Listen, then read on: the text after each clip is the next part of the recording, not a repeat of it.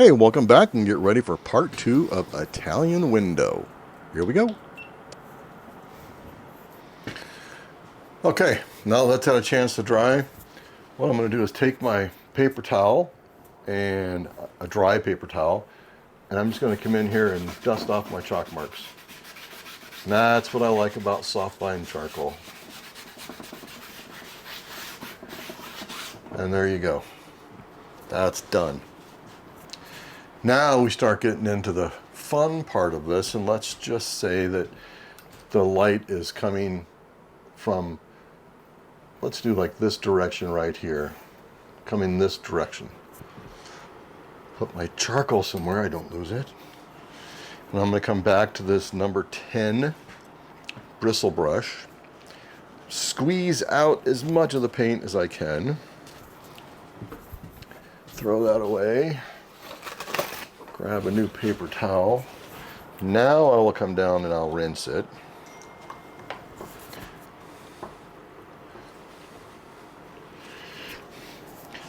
Again, squeeze most of the moisture out of there. Scoot these over. And the paint color, you see a lot of it over in Italy. It's kind of a yellow ochre. I'm going to take some of this cad yellow, some burnt sienna, a little more yellow, gesso, healthy dose of gesso, and maybe a touch of dioxazine purple. I don't want this to be the brightest yet, so I'm going to tone it down with that purple. Just like that. It looks like gray poupon. So now, again, I'm going to take the side of the brush. I'm going to come up here, and I'm not going to hit every part. You want to leave some gaps, some openings. Don't worry too much about this edge because that's going to get covered up with the frame of the window. You just want to scumble on. Obviously, you don't want to paint in the black, but look how rough I'm leaving that.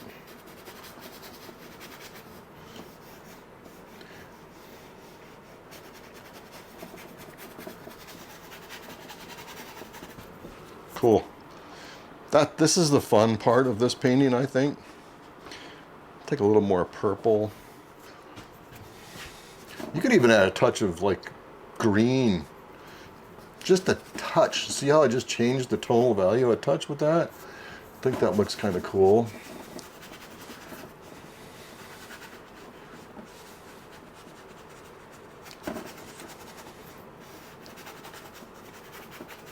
You can take anything you want. So this mustard color is loaded on your brush. If you want to take a touch of, say, alizarin crimson, a little bit too much on there. Add a touch. Now, remember the lights come in this direction, so we want to keep in mind that down in this area is going to be shadow.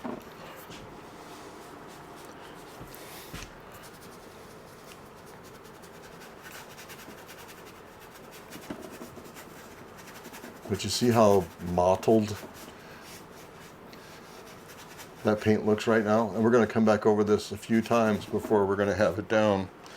I'll grab a little more gesso, a little more yellow, a little more sienna, touch of green.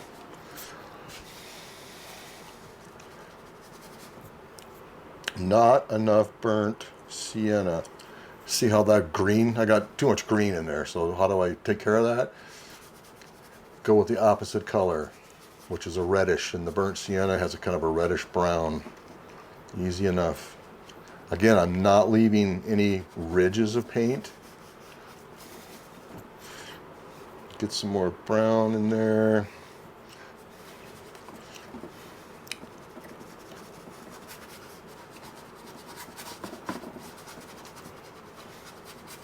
And that's what you want. You want nice and rough. And it looks absolutely terrible. I totally get that. This little corner I'm going to kind of vignette a little bit, which means I'm going to just darken it by adding a touch of burnt umber and a touch of ultramarine blue. But when it's all done, I just kind of want that corner to be dark. This corner will be dark because of shadowing, but this corner won't have any kind of shadowing. So go ahead, jump on this part.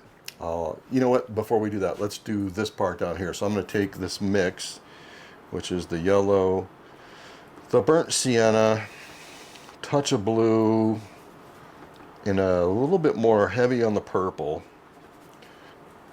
This, I want to be the shadow down here. So this is going to be purpley.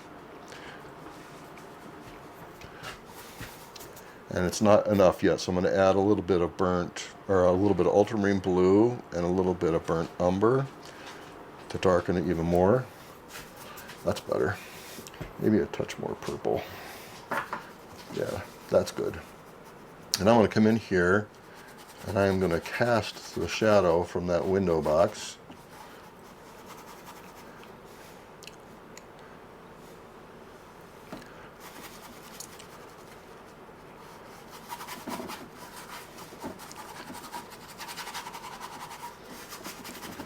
And I want it just a touch darker in that corner, again, to vignette it.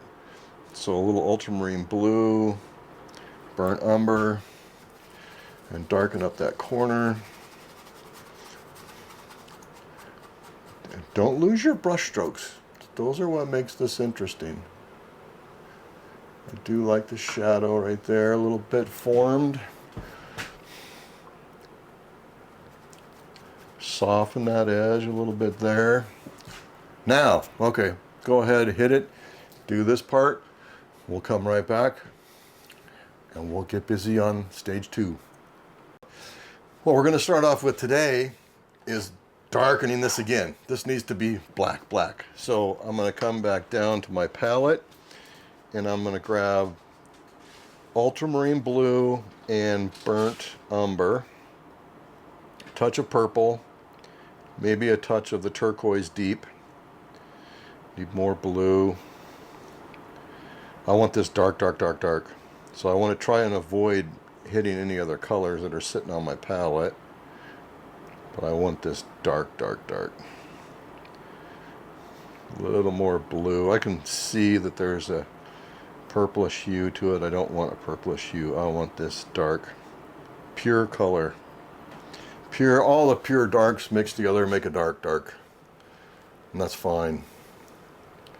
Again, I'm not leaving an edge. I'm kind of pulling, I'm dragging my brush out as I hit it so I don't leave a hard edge. Again, that'll be your worst enemy if you leave a ridge of paint.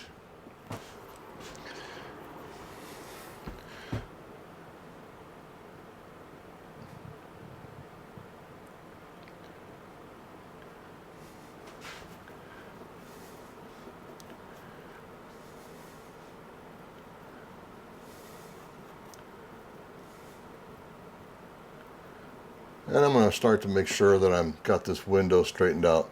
But I'm definitely coming back and making sure this edge right here is soft. Any edge where I know I'm going to have the white wood.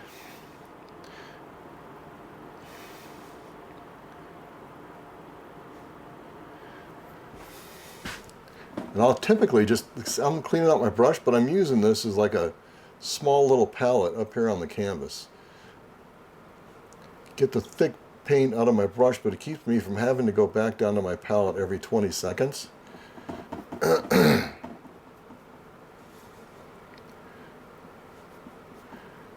I'll just make sure that I come back to where that pile was and make sure it's nice and flat and smoothed out. I'm going to turn my canvas.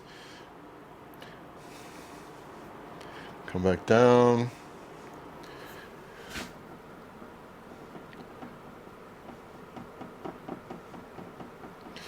This technique, pulling away like this, is also really good for doing tree bark.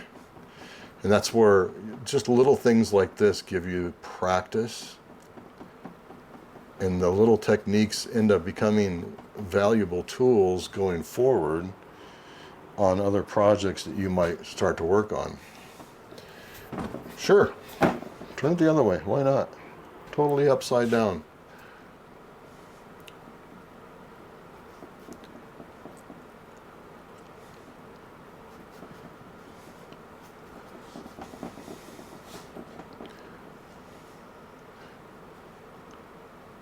Making sure that edge is smooth.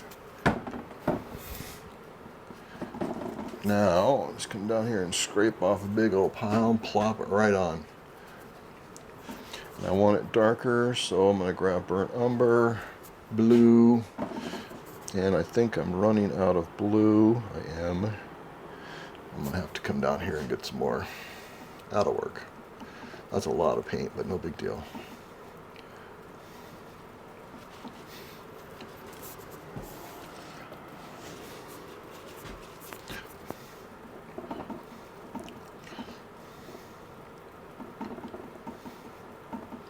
There.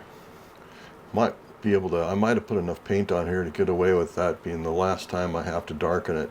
Sometimes with acrylics, you do have to come back and hit it 2, 3 times. It depends on what you're doing, but it depends on how vibrant you want it. But that's going to be dark enough for me. What I am going to do is I'm going to take and dry out my brush. I'm just going to squeeze the paint out, wipe it out like that. I want some left in there. But I'm going to come in underneath here, and I'm just going to scrub around this for a dark shadow. And then just kind of feather it out. And it doesn't look like it makes sense at the moment, and I got so much black paint on me, it's not funny. A little bit of water.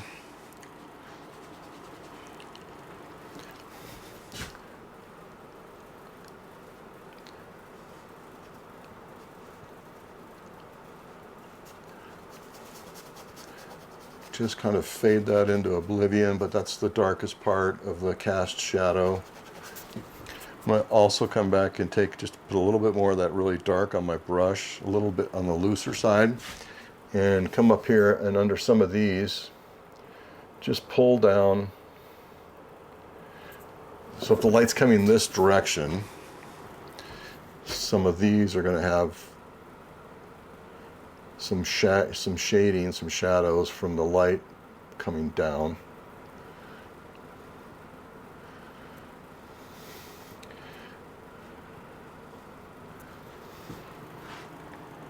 All right, I'm good with that. I'll give you a minute here, take care of that part, and we'll come right back. Okay, hey, welcome back, and thanks for coming back. This is going to be part 2 of Italian Flower Box. What we're doing is we are painting this little Italian flower box window scene. And if you've been to Italy, you see this frequently, along with clotheslines hanging up. But it's one of my favorite little paintings. It's real easy to do. And I thought I'd share it with everybody. And have a nice painting when you're done. Learn a few cool techniques using acrylic paint. And this is actually the late Jerry Arnell's technique that he taught me years ago. A super nice guy. I have nothing but great things to say about him. But anyway, let's get on with step number 2 of this painting. We've got all the underpainting done. It's all cured now. It's not just dry, but it's actually cured to the point where if I put wet paint back on here, it's not going to re-emulsify and come off the canvas. So we were using a number 10 bristle brush. We're going to jump down a couple to a number 8 bristle brush. And I really got to glue my brushes together. They're starting to fall apart here on me. But let's grab this. Dry this brush out. Yeah, look at that. It did come apart on me. It's all right. When you love to paint, you can paint with whatever you got. So I'm just going to put it back together. That should work just fine. What I'm going to do is first things I'm going to go ahead and make sure I spray my canvas. The lights that I have in here are a little bit hot, and it is Arizona. But I'm going to scoot this pile of dark over here. Like so. And then I am going to make sure that's clean.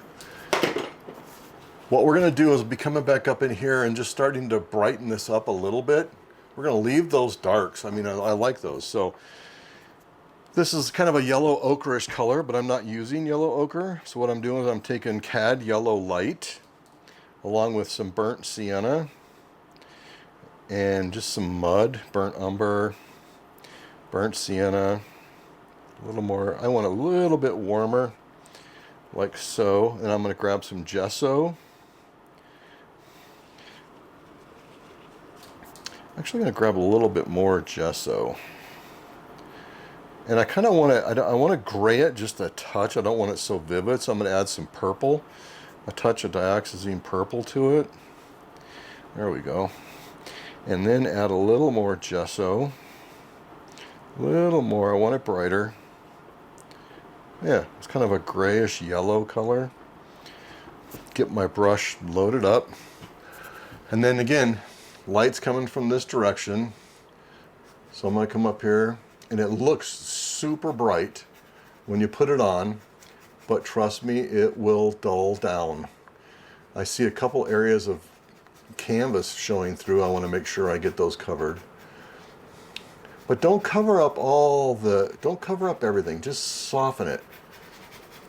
That's just the mottled look is what makes stucco, and what makes this look good. And you can come back later and play with some of those areas. Add a touch of water, come back down. I might add just a touch more purple. And then I'm going to jump over to the other side just to give it some, just to break up. If you just keep going the same color in one direction, you start to lose the spontaneity of your brush stroke, in my opinion. You can do whatever you want, but I like to just make sure that I am scumbling around my painting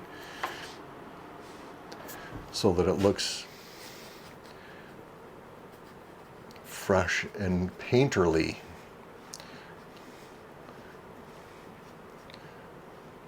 Don't try and get too much in that black. You don't want to have to repaint that black. But look at that, isn't that fun? That's, to me, that is just a blast. Ooh, too much purple. Purple does that. Purple will run away with your painting. And I just ran away with some purple. It's all right. I can. That's the fun part about painting, especially acrylic. You can fix it so easily and so quickly because it's acrylic. That's too bright. But you know what? I'll deal with it, and I'll come back and grab some of that extra purple I put in. A little more yellow. Yeah. It just doesn't matter. But I do want this to be kind of bright up here.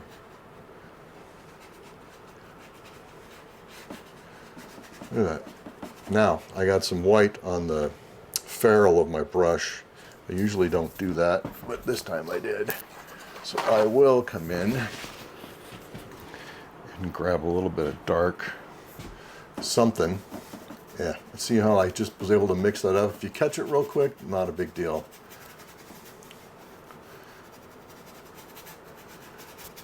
Just don't lose all of your darks in there. That actually came out looking pretty cool. I like it. Soften. Can you see it already? I mean, I can already see in my head, I can see the stucco. I love it. Grab a little more yellow, touch of purple. Might even grab just a touch of alizarin crimson to get a little bit, yeah, a little bit of warmth over there. A little more sienna. Yeah, that's good. Don't kill everything you've done.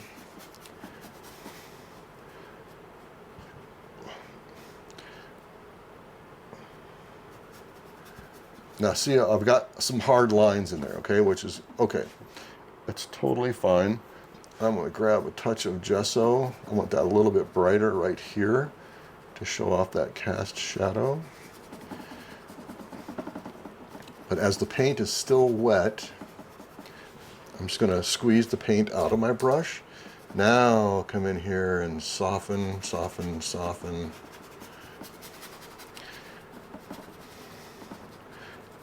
Scrubbing.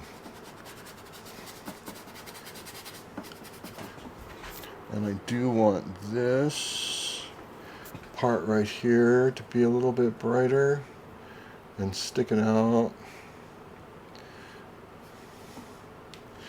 Wipe off the paint, feather that in. See the dimension that that just gave that right there? I'll do that again. I'll come in here and grab a little bit of white, this muddy yellow I'm working with, and let's say right here, that's going to be an exposed edge, and then come back and then take some wet paint.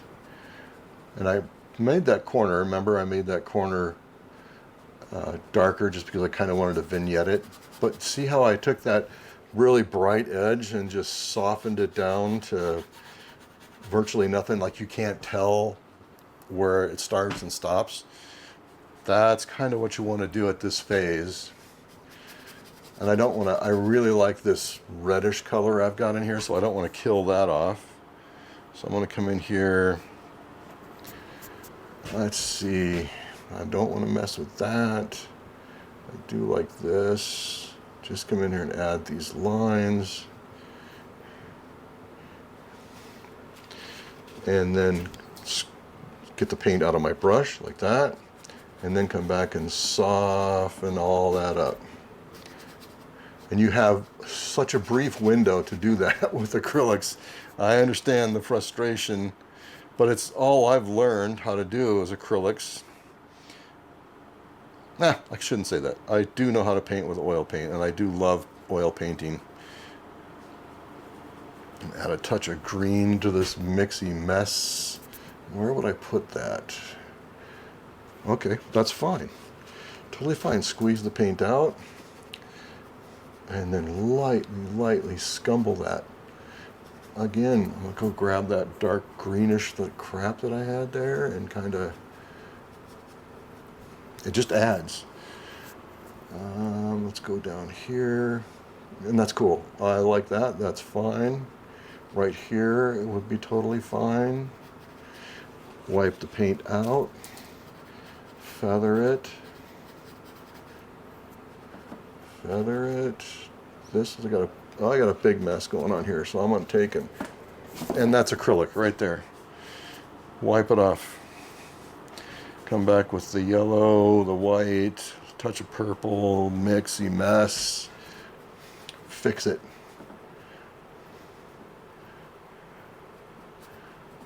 And now, especially a painting like this, you can fix everything.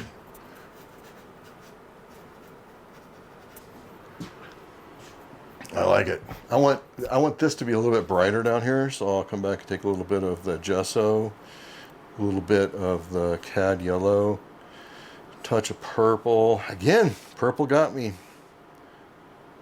I'm hurrying a little bit too much because the paint's dry really fast in my studio with the lights on my painting, on the paints.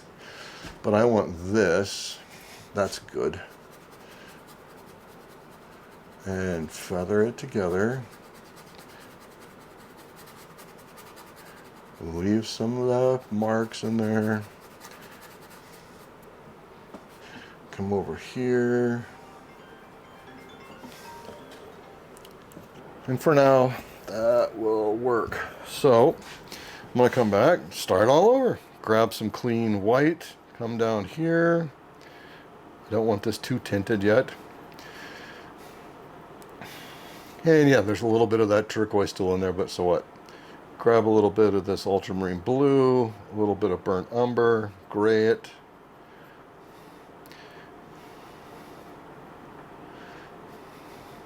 Too much blue, how do you fix it? Add more brown until you have a pile big enough to pave your driveway with.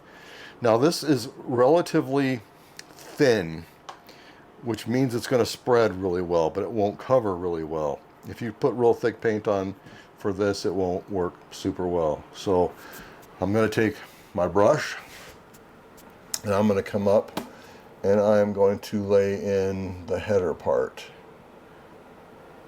And you see how the bristles of this brush leave that streaky, and that means overhang about the same, right?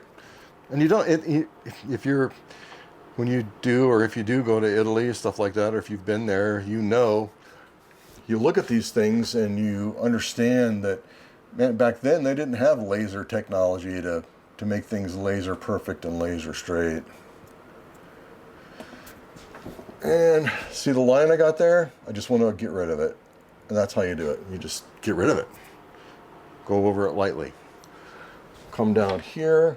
I'm going to go right over the 2. So I'm just going to hold my finger on the board, come straight down, boom, done.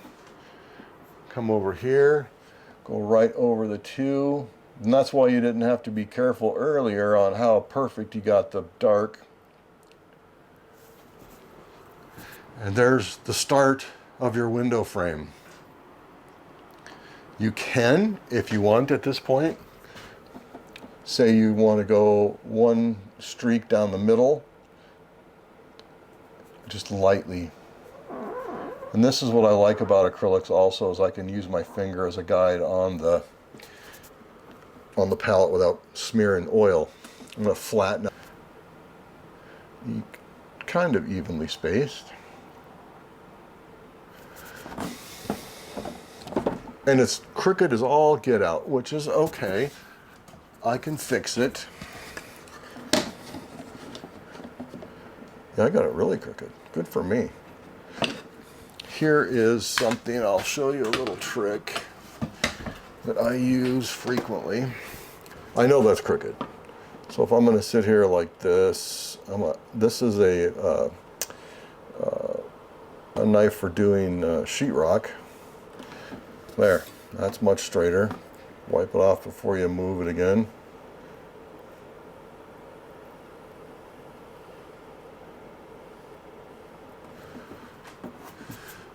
There, now it's straightened out. I don't want it perfect. I'm not doing an architectural scene here.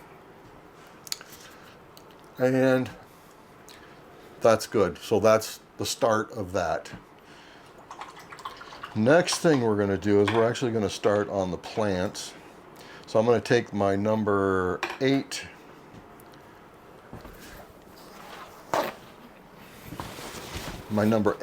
bristle brush, squeeze the paint out and take the whole top off. Again, I forgot that. Touch of water, come down here and get green, Hooker's green, dioxazine purple, more purple than green, a touch of burnt sienna to warm it up just a little bit. Okay, and then I'm going to just kind of dab the end of it. And now I'm just going to start picking out where this vine plant lives. And I'm tapping.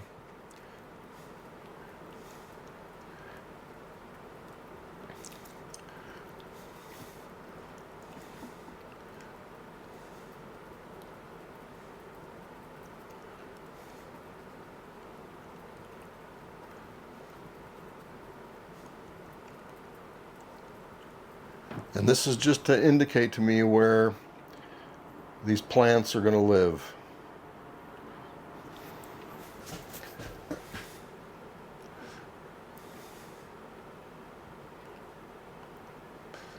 But if you leave these edges real nice and raw like that, you got opportunity to come back and add some cool detail. Like I want to see how I can just add these little plants coming out the side. But I'm just getting my indication now of where. I'll show you a picture here of a wall. Last time I was in Italy, I took pictures of the plants to see what the leaves actually look like, so I understood better when I was painting something like this. That's good.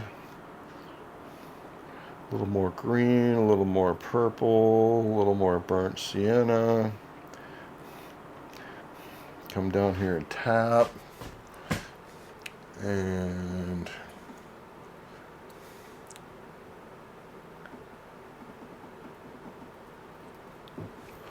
looks like I need a little more purple.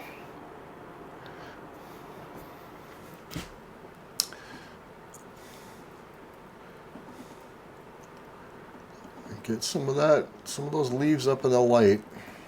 See the contrast there, how cool that looks? And like I said, there might be some of that flower box showing through. It's the only reason I paint it.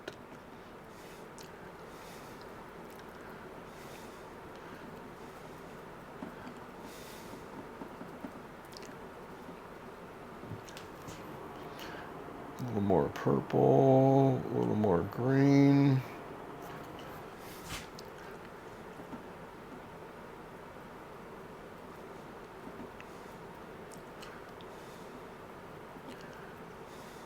See how I'm turning and twisting my brush just to make sure that I don't end up with a herd of turtles. And what I mean by that is when you have a brush mark that goes like that and like that and like that, that repeats themselves, that is a herd of turtles. So by twisting your brush different directions, it looks way more realistic. If you see where you do have a herd of turtles, it's easy to fix. Just come back over it and there. Okay, so let's end it right here, and we'll come back for the very last one and do all the fun, really cool stuff that we've been talking about for this painting. And I hope you'll join me. Please like and subscribe the video. Do any kind of touch-ups you want to on this when you have the time. Take your time with it as much as you can, and join me again for part 3 and the final of Italian Window.